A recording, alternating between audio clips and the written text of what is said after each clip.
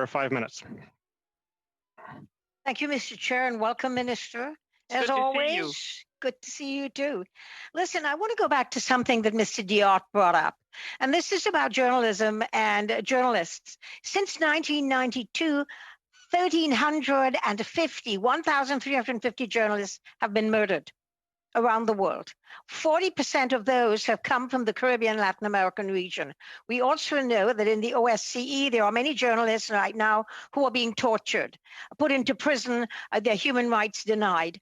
And these are all journalists who are actually being critical of governments. We see Turkey in the OSCE, we see Belarus in the OSCE, we see some of the Central Asian countries in the OSCE who are doing this. And I wondered, it is easy for us to decry it, internationally, but that doesn't solve the problem. Are there tools that the international community can use to sanction, to do whatever they can about countries that are actually committing murder? And I mean, it's not just about democracy now, it's about human rights.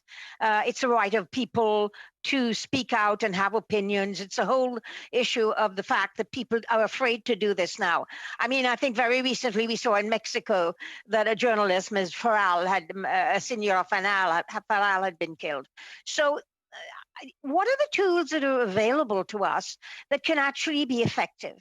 Because really just saying we don't like it and everyone waggling their finger has made absolutely no impression whatsoever. So are there tools? Well, thank you for your question. And first of all, let me say, Ms. Fry, I just want to commend your work at the OSCE. Before I went there, I just want to state for the record, you were extremely helpful. And to your point, it's true that we see democracy and the value process in institutions and freedom of speech and freedom of expression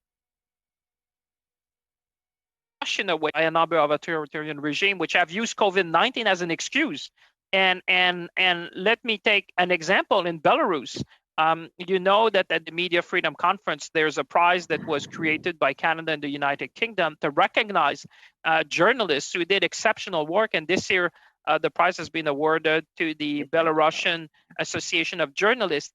Well, it's one way, I think, giving them a voice so that the international community with the high-level panel, I spoke to Amal Clooney, with Lord Neuberger, a number, and we have our own Erwin Cutler, which is on the high legal panel, to see how we can best protect journalists. He talked about enhancing consular assistance to journalists.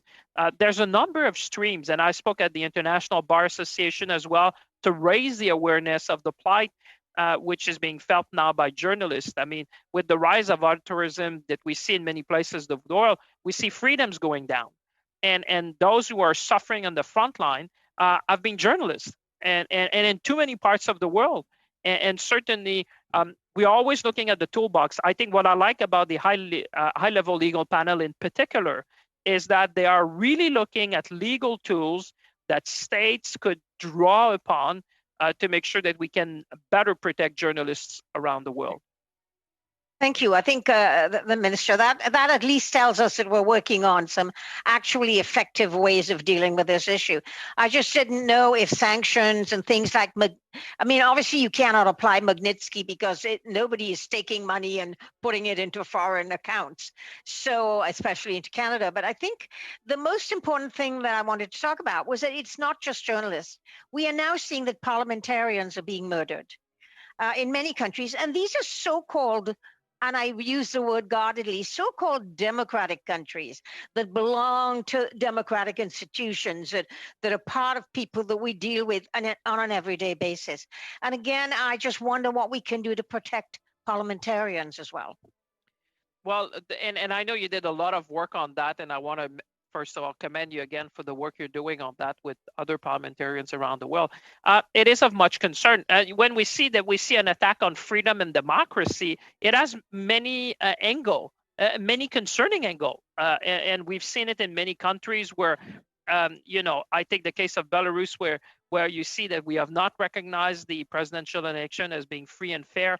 We've seen a number of issues coming up in Latin America. I think as parliamentarians, we should all be very, very concerned about what's going on, and just an idea about studies about the tools that you could recommend the international community in Canada. can be part of that, part of the solution in addressing the situation you're talking with respect to different parliaments around the world. Thank And you I know very that much.